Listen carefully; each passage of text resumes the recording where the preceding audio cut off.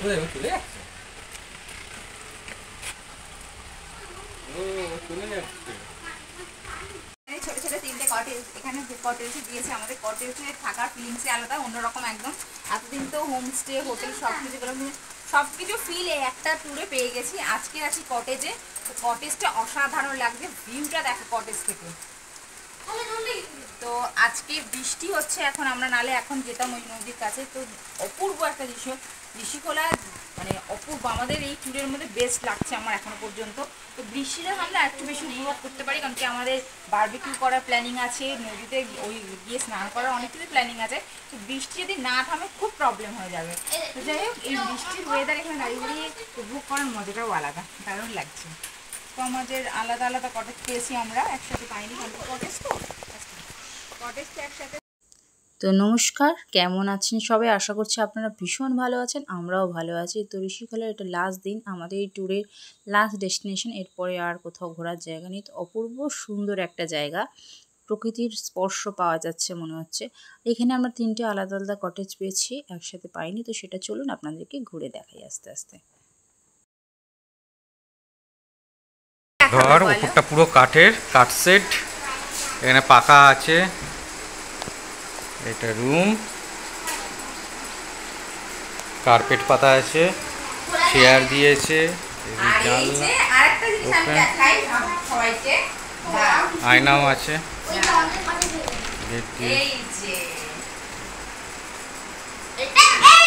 আর এই সামনেটা সামনেটা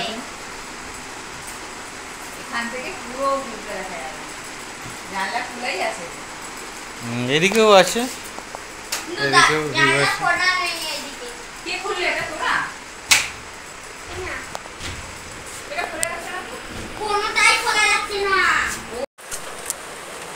ফাটাফাটি গো,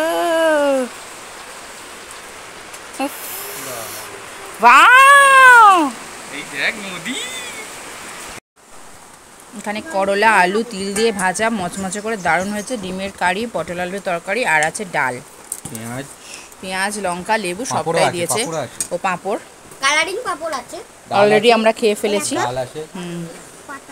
পাঁপড় আছে, আচার আছে, আর লেবু আছে। ওদেরও হয়তো এরা মনে হচ্ছে না না না, ওদের একটু ওদের ডিস্টেন্স আছে, দেখ দেখলেই হয়ে যাবে, ওরা হাত থেকে দেখবে। আমরা তো আমরা অনেকটা বেলায় লাঞ্চ সারলাম। তো লাঞ্চ সাথে সাথে এখানে বৃষ্টি প্রায় থেমেই গেছিলো। তারপরে আমরা ভাবছিলাম এটা বৃষ্টির আওয়াজ, কিন্তু অ্যাকচুয়ালি বৃষ্টির আওয়াজ না, যেটা আপনাদের কিছুটা শোনালাম। পুরোপুরি এত জলের আওয়াজ হচ্ছে, শুনতে পাচ্ছেন? মানে সারা রাত এই জলের আওয়াজটা শোনা যাবে।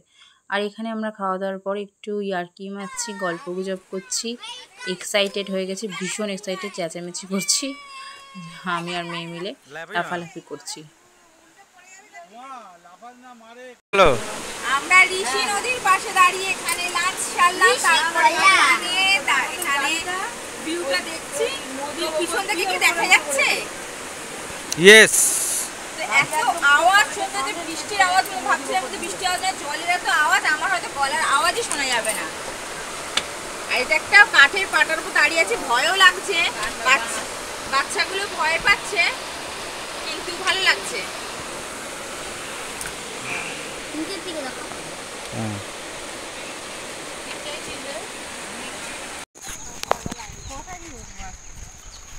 এই যে এখান থেকে নদী থেকে কটেজ থেকে আমরা আসছি, কটেজ থেকে জাস্ট কিছুক্ষণ বাদে নদীর কাছে আছে, নদী আসছে, শুনে আসছে, ভীষণ দারুণ। ভিউটা দেখো, শুধু ভিউটা দেখো, আমি ভিউটা দেখাচ্ছি। হ্যাঁ, এখানে শুধু দেখতে হবে, বলার কিছু নেই। ভিউটা দেখো শুধু, খুব সুন্দর ভিউ। ওটা হচ্ছে রাস্তা আমাদের কটেজে যাওয়ার, হেবি সুন্দর ভিউ। এখান দিয়ে নদীটা গেছে, নদীটা দেখাচ্ছি।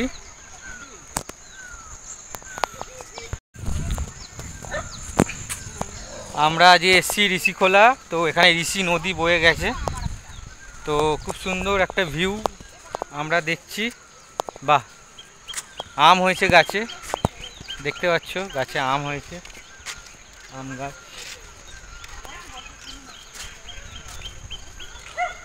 অনেক আম ধরেছে।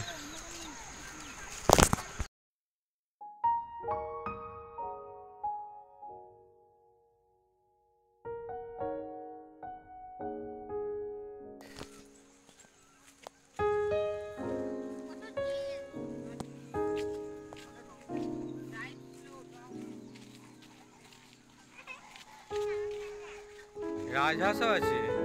এই টার্কি দেখো।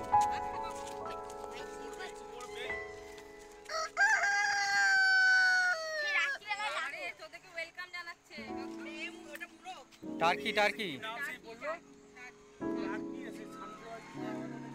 না, ওটা তো ইয়ে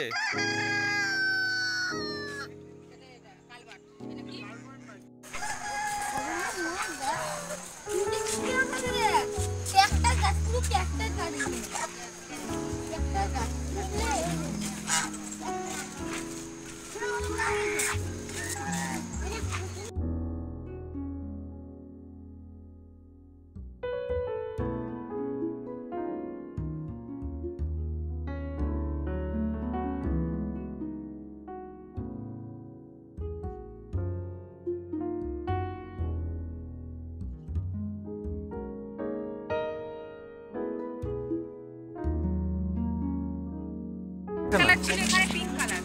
হ্যাঁ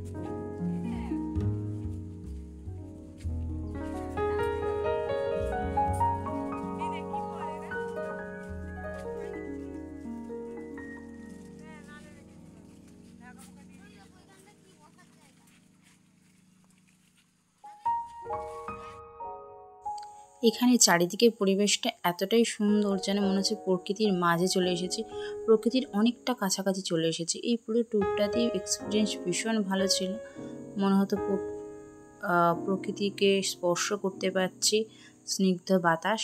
আর যখন পাহাড় দিয়ে আসছিলাম মনে হচ্ছে মেঘের মধ্যেই ঢুকে গেছি, আকাশে উঠে গেছি, আর এখানের প্রকৃতি একেবারে মাটির সাথে মিশে গেছি, এরকম একটা ফিলিংস ভীষণ সুন্দর।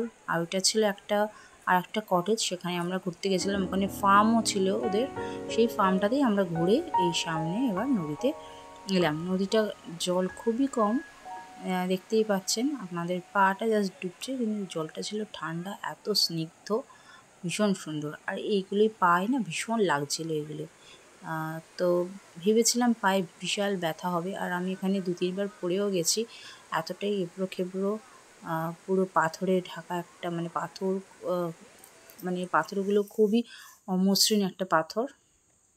তো এখানে আমরা সবাই মিলে একটু ফটো শ্যুট করছি, কারণ কি বিকেল হয়ে গেছে, তো খুব একটা জল ঘাটতে পারবো না, বা এবার একটু রেস্ট নিলে ঠিক আর একটু রাতের যে স্যাপারগুলো আছে সেগুলো করা যাবে না, সেই জন্য একটুখানি মজা করে নিয়ে আমরা চলে যাব রুমে।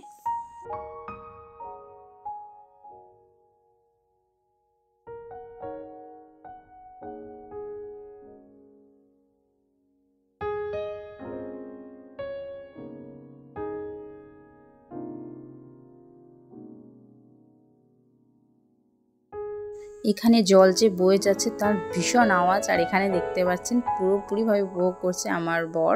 আমরা সবাই এখানে জলটাকে খুব উপভোগ করেছি, পায়ে এই জলটা যখন লাগছে ভীষণ একটা সুন্দর অনুভূতি, খুব একটা ঠান্ডা নয়, মিডিয়াম, তো ভীষণ ভালো লেগেছে আমাদের। আর এখানে আমরা এখন স্নান যেহেতু করতে পারবো না, বিকেল হয়ে গেছে, তো এখানে ওই যতটুকু পা ভিজিয়ে মজা করা যায়, এখানে ঘন্টাখানেক আমাদের টাইম এই জল নিয়ে ঘাটাঘাটি করতে, ফটো ভিডিও করতেই টাইম চলে গেছিলো। তো ভীষণ মজা হয়েছে এই জায়গাটায়, একদম যে সিনেমায় যেরকম একটা ভিউ পাওয়া যায় পুরো সেম সেরকমই। এখানে যদি গানের একটা রিলস বানাই ভীষণ ভালো লাগতো, সেরকম একটা।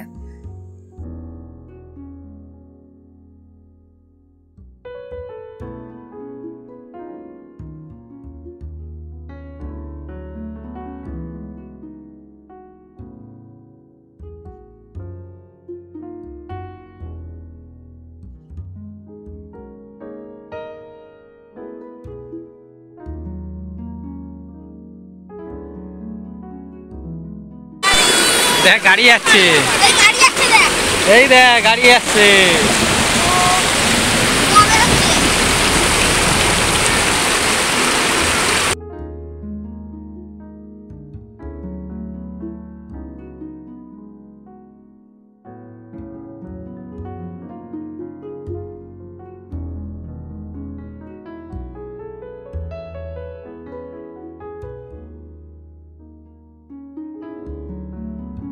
আর রাস্তার পাশ দিয়ে এখানে একটা ব্রিজ বা সাঁকো মতো করা আছে, ওখান দিয়ে গাড়ি যাতায়াত করা যাবে না, একদম সরু একটা সাঁকো, শুধু পায়ে হেঁটে যাওয়াই যাবে। তো আমার প্রথমটা ভীষণ ভয় লাগছিলো, কিন্তু একটু না এই জায়গাটা গেলেই নয়, একটু হাইটটা কম আছে ওই জন্য অতটা বেশি ভয় লাগছে না। তো এই জায়গাটা যাচ্ছি। তো এখানে যখন বর্ষাকাল হয় পুরো এতটা জল উঠে আসে, তো সেই কারণে এটা করার, তখন ওই রাস্তা দিয়ে পারাপার করা যায় না, কারণ কি তখন জলের হাইট প্রচণ্ড বেড়ে যায়, তখন অ্যাকচুয়ালি ট্যুরিস্ট প্লেস প্রায় বন্ধ থাকে। এই টাইমটা একেবারেই সবাই যে যার বাড়ি চলে যায়, পুরো এইগুলো কটেজগুলো একদম খালি থাকে। এখানে যারা থাকে মানে এখানে যারা কর্মচারী কাজ করে তারাও ইনফ্যাক্ট থাকে না, যে যার বাড়ি চলে যায় বেশিরভাগ লোক। তো নেপাল থেকে প্রচুর মানুষ আছে এখানে, যারা এখানে কর্মসূত্রে এসেছে, আছে এই কটেজগুলোতে দেখাশোনা করে। তো প্রত্যেকটা কটেজেই মালিক এখানে দেখতে পাওয়া যাবে না, কর্মচারী দিয়েই এই কটেজগুলো চলে। তো তখন একটাই একমাত্র রাস্তা থাকে, যারা যে কজন গুটি কয়েক মানুষ থাকে তাদের জন্য, ব্যাস এরকমই এদের জীবনযাত্রা। বছরের প্রায় অর্ধেকটা সময় পুরো নির্জন একাই জঙ্গলের মাঝে ওরা কাটায়। তো এইরকমভাবে ওদের লাইফস্টাইল। তো তখন এই সাঁকোটাকে ইউজ করা হয়। তাছাড়া এখন জল কম বলে এখানে হেঁটেই চলে যায়, আর গাড়িগুলো তো এর ওপর দিয়েই চলে যাচ্ছে, না হলে এটা তো ঋষিখোলা নদী, তো নদীর উপর দিয়ে আমরা যাতায়াত করছি, নদীর উপর দিয়ে গাড়ি যাচ্ছে, সমস্ত কিছু যাচ্ছে, কিন্তু বর্ষাকালে এটা একেবারেই সম্ভব নয়, প্লাবিত হয়ে যায় জায়গা। তো সেই সময় এমনকি বললাম যেটা সবই বন্ধ থাকে। দেখতে পাচ্ছেন কি অদ্ভুত না? এদের জীবনযাত্রাটাও একেবারেই সম্পূর্ণ আমাদের থেকে আলাদা। আমাদের ব্যস্ত লাইফের মতো অতটাও এদের লাইফ ব্যস্ত নয়। প্রায় বিকেল হলেই 7-8টা বাজলেই এদের দিন শেষ, আর ওই দিকে ভোরবেলা থেকে দিন শুরু হয়ে যায়, যেটা আমাদের অন্তত 8-9টার দিন শুরু হয়। যা ওপরে যা, ওপার থেকে আবার এপারে চলে আসবি। এইদিকে তাকা, টাটা, যা।